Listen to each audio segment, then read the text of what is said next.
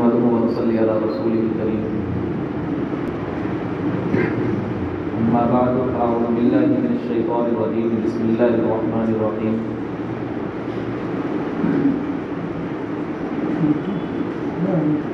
إنما الصدقات للفقراء والمساكين والعاملين عليها والمؤلفة قلوبهم وفي الرقاب والغارمين وفي سبيل الله وابن السبيل فريضة من الله والله عليم حكيم. صدق الله العظيم وصدق رسوله النبي الكريم ونحن على ذلك من الشاهدين والشاكرين والحمد لله رب العالمين.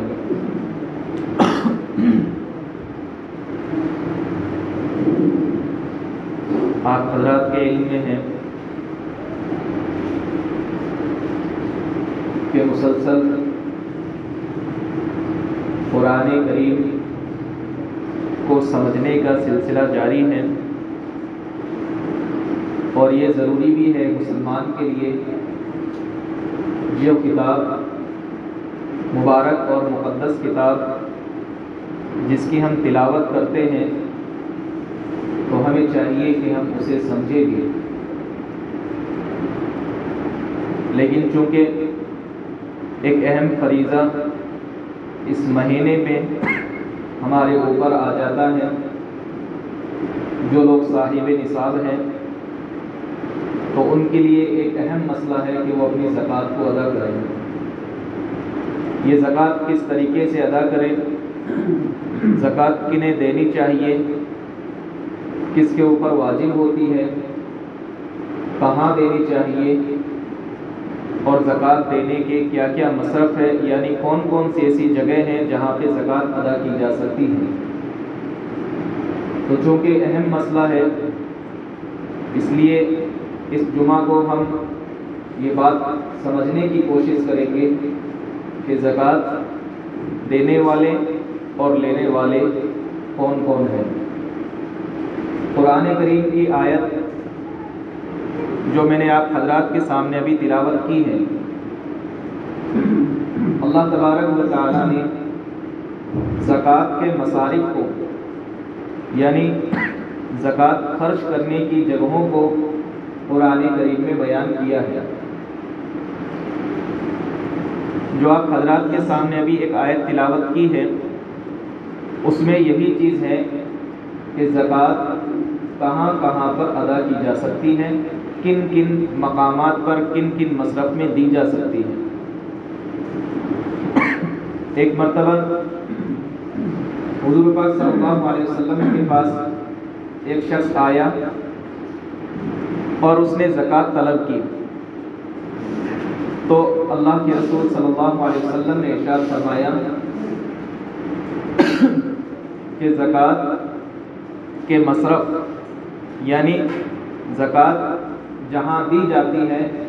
ان کو اللہ تبارک و تعالیٰ نے متعین کر دیا ہے. لوگوں میں سے کسی کا ادھیکار نہیں ہے، لوگوں میں سے کسی کو اس بات کا حق نہیں ہے کہ وہ اپنی زکوٰۃ جہاں چاہے دے دے. اس لیے میں، یعنی حضور صلی اللہ علیہ وسلم نے ارشاد فرمایا کہ میں اللہ کا پیغمبر، اللہ کا رسول ہوتے ہوئے بھی میں اس کی خلاف ورزی ہرگز نہیں کر سکتا اس بات کی کہ میں کوئی الگ سے ایک جگہ طے کر دوں کہ زکوٰۃ دی جائے. اس لیے تمہاری تحقیق کی جائے گی، واقعی تم اگر مصرف ہوں گے تو یقیناً زکوٰۃ دی جائے گی. تو اس سے ہمیں اندازہ ہو جاتا ہے کہ ہماری زکوٰۃ کہاں لگنی چاہیے، کس طریقے سے لگنی چاہیے، اور زکوٰۃ نہ دی جائے تب بھی اللہ تبارک و تعالیٰ کی طرف سے بے انتہا وعید ہے. بہت سخت وعیدیں آئی ہیں کہ اگر زکوٰۃ ادا نہ کی جائے تو ہمیں زکوٰۃ ادا بھی کرنی ہے اور ادا کرنے کے مصارف کو بھی دیکھنا ہے کہ واقعی ہماری زکوٰۃ کہاں ادا کی جا رہی ہے، وہ صحیح ہے یا غلط ہے. قرآن کریم میں جو زکوٰۃ کے مصارف بیان کیے گئے ان میں سب سے پہلے جو مصرف، جو خرچ کرنے کی جگہ بتائی گئی ہے، انما الصدقات للفقراء والمساکین، فقیر اور مسکین. پہلا مصرف فقیر اور دوسرا مصرف کہتے ہیں خرچ کرنے کی جگہ کو. پہلا مصرف فقیر اور دوسرا مصرف ہے مسکین. معنی کے اعتبار سے دونوں قریب ہی ہیں، دونوں کے معنی ہیں ضرورت مند کے، لیکن تھوڑا فرق یہ ہے کہ ایک کا مطلب ضرورت مند کا ہے اور دوسرے کا مطلب زیادہ ضرورت مند کا ہے. فقیر جو ضرورت مند ہو اور مسکین جو زیادہ ضرورت مند ہو. تو اس اعتبار سے ہمیں چاہیے کہ ہم زکوٰۃ کے ان مصارف پر بے انتہا توجہ دیں. تیسرا مصرف جو بیان کیا ہے وہ ہے والمؤلفۃ قلوبہم، دل جوئی کے لیے کن کو؟ حضور صلی اللہ علیہ وسلم نے اپنے زمانے میں جو اس کا مصرف طے کیا، جو یہ مصرف ہمیں بتلایا، آج کے حالات سے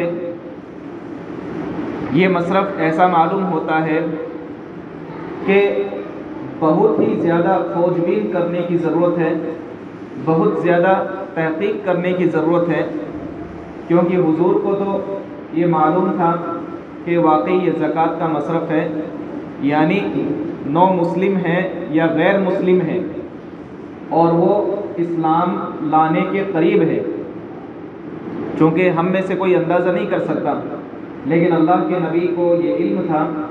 کہ ان لوگوں کو اگر زکوٰۃ دی جائے، غیر مسلم ہیں، اگر ان لوگوں کو زکوٰۃ دی جائے تو ان کی دل جوئی ہونے کی وجہ سے یہ اسلام لانے کے قریب ہوں گے. آج علماء نے اس پر قلم اٹھایا ہے، اس پر بات لکھی ہے کہ اس مصرف کو طے کرنے کے لیے دو باتیں ہو سکتی ہیں. آج کے زمانے کے اعتبار سے ہم جو اندازہ کر سکتے ہیں وہ یہ کہ ایک تو ایسا غیر مسلم کہ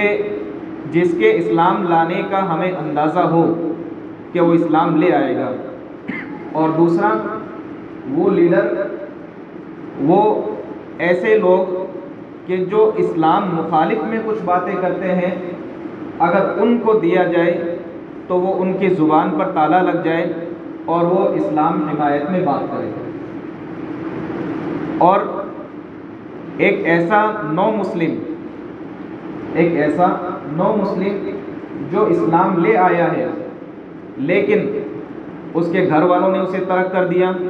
اس کی برادری والوں نے اسے ترک کر دیا، اس کے کنبے والوں نے اسے ترک کر دیا. اب مسلمانوں کو چاہیے، مسلمانوں پر ذمہ داری عائد ہو جاتی ہے کہ اس کا خیال رکھے. اگر وہ مستحق ہے تو اسے اپنی زکوٰۃ دے کر کے اس کا تعاون کرے تاکہ وہ واپس مرتد نہ ہو جائے، کفر کی طرف واپس نہ لوٹ جائے. اس لیے ہماری ذمہ داری بنتی ہے کہ ہم اسے زکوٰۃ دیں تاکہ وہ اس پر قائم رہے. چوتھا مصرف جو بیان کیا ہے وفی الرقاب، رقاب کا مطلب ہے غلامی سے نجات، غلامی سے چھٹکارا. اس سلسلے میں ایک اہم بات ہمیں سمجھنا ضروری ہے کہ اسلام نے ہمیشہ انسان کو آزاد پیدا کیا ہے. ماتحتی اگر کسی کی ہے تو صرف اللہ تبارک و تعالیٰ کی. اگر وہ حکم مانے گا تو اللہ کا اور اس کے رسول کا، باقی کسی انسان کے غلام ہو کر کے غلام نہیں رہے گا. یہ اسلام کی تھوٹ ہے، اسلام کی سوچ ہے کہ شروع سے اسلام نے اس چیز کو نہیں چاہا ہے. البتہ نبی کریم صلی اللہ علیہ وسلم جس زمانے میں تشریف لائے اس زمانے میں غلامی کا رواج تھا. لوگ غلاموں کو رکھا کرتے تھے، باندیوں کو رکھا کرتے تھے، لیکن اس زمانے کے اعتبار سے ایک دم سے انہیں اس رواج کو ہٹا دینا یہ ناممکن ہونے کی وجہ سے نبی کریم صلی اللہ علیہ وسلم نے ایسی تدبیریں اختیار کی کہ اگر کوئی غلام ہوتا تو اپنے صحابہ کو ترجیح دیتے کہ اسے غلامی سے نجات دلائی جائے۔ جس طریقے سے جنگوں میں کچھ لوگ اگر غلام بن کر کے آتے یا جو قید ہو کر کے آتے تو انہیں غلام بنا لیا جاتا، لیکن ان غلاموں کو حضور اگر مصلحتاً سمجھتے تو فوراً ان کو رہا کر دیتے، اور بعض دفعہ فدیہ لے کر کے رہا کر دیتے۔ اور کئی دفعہ ایسا ہوا کہ حضور نے انہیں اپنے یہاں پہ رکھا، کیوں؟ اس لیے کہ انہیں چھوڑ دینا زیادہ نقصان دہ تھا، اور حضور کو اس بات کا علم تھا، اس وجہ سے نبی کریم صلی اللہ علیہ وسلم نے اپنے یہاں پہ اسے غلام اور باندی بنا کر کے بھی رکھا۔ تو اس لیے اس زمانے میں چونکہ یہ حالات نہیں ہیں کہ کوئی انسان کسی انسان کو غلام بناتا ہے، بلکہ حقیقت اگر دیکھیں تو آج کی تھوٹ اور سوچ یہ ہے کہ ایک شخص نہیں بلکہ پوری قوم غلام بنتی ہے۔ اگر مغربی تہذیب کو ہم دیکھیں کہ جس طریقے سے آج کل ہمارے نوجوان، ہمارے کچھ تعلیم یافتہ لوگ جس طریقے سے مغرب کی سوچ کو اپناتے ہیں اور وہ اپنی قوم میں رائج کرنے کا ارادہ کرتے ہیں، تو وہ ایک انسان نہیں بلکہ پوری قوم کو غلام بنایا ہے۔ اس لیے ہمیں اس غلامی سے بھی نجات پانا چاہیے، جو ایک سوچ کی غلامی ہے، ایک فکر کی غلامی ہے۔ آج انسان صراحتاً غلام نہیں بناتا بلکہ اپنی فکر کا، اپنی سوچ کا غلام بناتا ہے۔ جس طریقے سے ہماری قوموں کے درمیان میں بھی دیکھا جاتا ہے کہ اگر کسی نے فلم انڈسٹری میں اگر کسی نے بال اس طریقے سے کٹوا لیے تو آج ہمارے نوجوان بھی اسی طریقے سے بال کٹوائیں گے۔ اگر کسی نے وہاں فلم انڈسٹری میں اگر پینٹ اس نے اوپر کر لی ہے تو ہمارے نوجوان بھی اپنی پینٹ کو اوپر کر لیں گے، اگر اس نے نیچی کر لی ہے تو ہمارے نوجوان بھی نیچی کر لیں گے۔ تو ایک فکر کی غلامی ہے جو ہمارے نوجوانوں نے اپنا رکھی ہے۔ اس لیے ہمیں چاہیے کہ ہم ان کی غلامی نہیں، ہم اللہ کی غلامی کریں، رسول اللہ کی غلامی کریں۔ تو بات میں یہ عرض کر رہا تھا کہ آج جو زمانہ ہے وہ انسان کو انسان غلام بنانے کا نہیں، بلکہ ایک غلامی کی بھیانک شکل جیل کی کوٹڑی، غلامی کی بھیانک شکل ہے جیل کی کوٹڑی، جس میں ہمارے کچھ نوجوان ایسے قید ہے، مقید ہے، ایسے جیلوں کے پیچھے بند ہے کہ جو مختصر ہرجانہ نہ بھرنے کی وجہ سے وہ قید میں آج تک مقید ہے۔ اگر 5-10 ہزار روپے وہ اپنے زمانے کے وقت میں دے دیتے تو آج وہاں مقید نہ ہوتے، وہ اپنے گھر پر ہوتے۔ اس لیے ہمیں چاہیے، علماء نے لکھا بھی ہے کہ اگر ہمارے سامنے واقعتاً یہ بات ہے کہ جیلوں میں کچھ لوگ ایسے مقید ہیں کہ جو اپنی ضروریات پوری نہ کرنے کی وجہ سے یا اس وقت کا خرجانہ نہ بھرنے کی وجہ سے وہ مقید ہو گئے ہیں، تو ہمیں چاہیے ہم اپنی زکوٰۃ کی رقم سے ان کی رہائی کے فیصلے کروائیں۔ رہی بات، کچھ ایسے غیر مسلم بھی مقید ہوتے ہیں۔ جب نوجوان مسلمان چھوٹ کر کے آتے ہیں تو جو اپنی کارگزاری بتلاتے ہیں تو ان میں کچھ غیر مسلم بھی ہوتے ہیں، کچھ نو مسلم بھی ہوتے ہیں۔ تو ہمیں چاہیے کہ ہم اپنی زکوٰۃ کی رقم انہیں نہ دیں،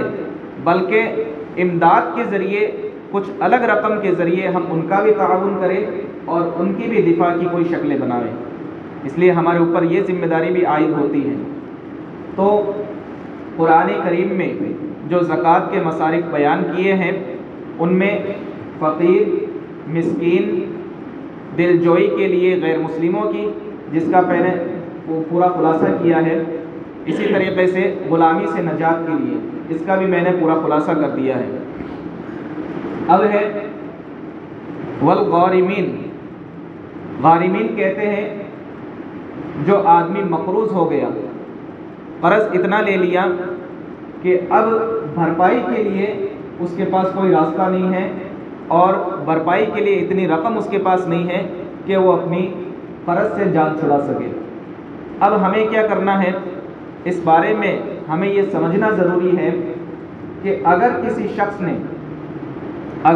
شخص نے اپنے جائز کام کے لیے قرض لیا ہے اور قرض کے طریقے سے لیا ہے تو ہمیں چاہیے کہ پہلے اسے یہ کہے کہ جو اس کی ضرورت کے علاوہ جتنا بھی سامان ہے وہ اسے فروخت کر کے قرض کی ادائیگی کی شکل بنائے۔ پھر اگر اس میں بھی کمی رہتی ہے تو پھر مسلمانوں کو چاہیے کہ اپنی زکوٰۃ کی رقم اسے دے کر اس کی قرض کی ادائیگی کروا سکتا ہے، اور اتنی رقم دے دے کہ اس کی قرض کی ادائیگی ختم ہو جائے، اتنی رقم دینے کی گنجائش ہے۔ لیکن اس کے لیے شرطیں یہی ہیں کہ جائز کام کے لیے قرض لیا ہو اور صحیح طریقے سے قرض لیا ہو۔ اگر ناجائز کام کے لیے لیا ہے تو پھر اس کا تعاون نہ کرے، بلکہ ہاں اگر وہ سچی توبہ کر لے اور آئندہ ایسا کام نہ کرنے کا عزم مصمم یعنی پختہ ارادہ کر لے تو پھر ہمیں چاہیے، اور وہ بھی تحریری طور پر ہو، تحریری لکھت روپ میں ہو، تو پھر اس کے لیے چاہیے کہ ہم اس کے لیے تعاون کریں اور زکوٰۃ کی رقم دے کر اس کا قرض پورا معاف کروا دیں۔ وفی سبیل اللہ وابن السبیل، 6 مصرف پہلے ہو گئے، اب ہیں وفی سبیل اللہ وابن السبیل۔ سبیل اللہ، فی سبیل اللہ کہتے ہیں کہ جو آدمی اللہ کے راستے میں ہو۔ اللہ کے راستے سے مراد کہ ہر دین کی کام میں محنت کرنے والا، کوشش کرنے والا، یہ تو اس کا عام معنی ہے، لیکن اصطلاح میں جو اصل معنی ہے، جو اصطلاح ہے قرآن کی، جہاں قرآن نے فی سبیل اللہ بیان کیا ہے، اس سے مراد یہی ہے جہاد، کہ جو اللہ کے راستے میں لڑتے ہیں، اپنی جان کی بازی لگاتے ہیں، ان لوگوں کے لیے زکوٰۃ کی رقم دی جا سکتی ہے، اس لیے کہ انہوں نے اپنی جان تک کو اللہ کے راستے میں لگا دیا ہے۔ اور اس کا بھی یہ ہے کہ جو اللہ کے راستے میں واقعتاً اللہ کے راستے میں شہید ہونے کے ارادے سے اللہ کے راستے میں اپنی جان کی بازی جس نے لگا دی ہو، علماء نے یہ بات بھی لکھی ہے کہ حال فی الحال ایسا مصرف ہمارے یہاں پہ تو نہیں پایا جاتا، جو اللہ کے راستے میں جس نے شہید ہونے کی غرض سے، اپنی جان کی بازی لگانے کی غرض سے اللہ کے راستے میں نکل پڑا ہو اور کفر کا بول بالا اور کفر کا خاتمہ کرنے کے لیے نکلا ہو، تو ایسا ہمارے یہاں نہیں پایا جاتا، اس لیے یہ مصرف ہندوستان میں تو نہیں پایا جاتا۔ وفی سبیل اللہ کے بعد میں ہے وابن السبیل۔ وابن السبیل سے مراد یہ ہے مسافر آدمی، مسافر راستے میں چل رہا ہے اور اس کو ایسی ضرورت پڑ گئی، اس کے پاس اتنی بھی رقم نہیں ہے کہ وہ اپنے گھر تک پہنچ سکے، تو اسلام نے اجازت دی ہے کہ اگر آپ اتنی زکوٰۃ اسے دے دیں جس سے وہ اپنے گھر تک، اپنے مقام تک پہنچ جائے، تو اس کے لیے بھی اجازت ہے۔ یہ تو 8 مصارف ہیں جو قرآن کریم نے بیان کیے ہیں، جو میں نے آپ حضرات کے سامنے ابھی بتلائے ہیں، اور امید ہے کہ آپ تمام حضرات کو سمجھ آ گئے ہوں گے۔ اس میں کچھ چیزیں ایسی بھی ہے کہ جن کو مقدم رکھا جائے، جن کو پہلے رکھا جائے، ان میں سب سے پہلے فقراء مساکین، اور دوسرے نمبر پر جن کو ترجیح دی ہے وہ ہے ہمارے قریبی رشتہ دار۔ قریبی رشتہ دار یعنی قریبی رشتہ داروں کو زکوٰۃ، جو واقعتاً ہمارے قریبی رشتہ دار مستحق ہے، ان کو زکوٰۃ دینے کا دوہرا ثواب ہے۔ دوہرا ثواب ہے، ایک تو زکوٰۃ ہماری ادا ہوگی، اور دوسرا جو صلہ رحمی کا اسلام نے حکم دیا ہے وہ صلہ رحمی کا تقاضا بھی پورا ہوگا۔ تیسرا ترجیح مصرف جو بتلایا ہے، پڑوسی کا حق، پڑوسی کو بھی زکوٰۃ دینے کا ہمارے اوپر حق ہے، ہمیں ذمہ داری دی گئی ہے۔ حالانکہ پڑوسی کی صراحتاً تو زکوٰۃ دینے کا کہیں اشارہ نہیں ہے،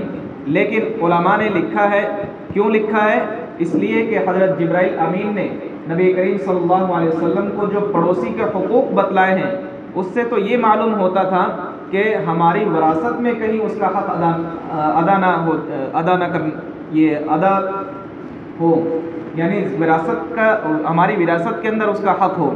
تو اس لیے نبی کریم صلی اللہ علیہ وسلم نے جو اشارتاً فرمایا ہے، اس سے یہی پتہ چلتا ہے کہ اگر ہمارا پڑوسی ہو اور ایسا پڑوسی ہو کہ وہ واقعی مستحق ہے تو ہمیں چاہیے کہ ہم زکوٰۃ دے کر کے اس کا تعاون کریں، مدد کریں، تاکہ وہ بھی ہماری ایک ذمہ داری ادا ہو کہ پڑوسی ہونے کے ناطے بھی ہم نے اس کے ساتھ صلہ رحمی کا اور پڑوسی ہونے کا اچھا برتاؤ کیا ہے۔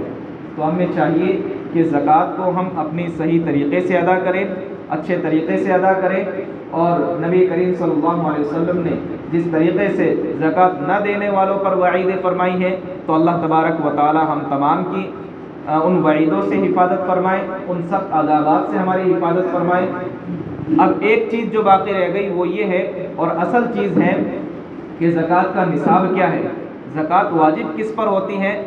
اور مستحق کون ہوتا ہے، فقیر اور مسکین کون ہے جس کو زکوٰۃ دی جا سکے۔ 7.5 تولہ سونا اور 52.5 تولہ چاندی، یہ تو آپ حضرات نے سنا ہی ہے، لیکن اس کا گرام کی شکل میں جو آپ کی سہولت کے اعتبار سے، جو آپ اپنے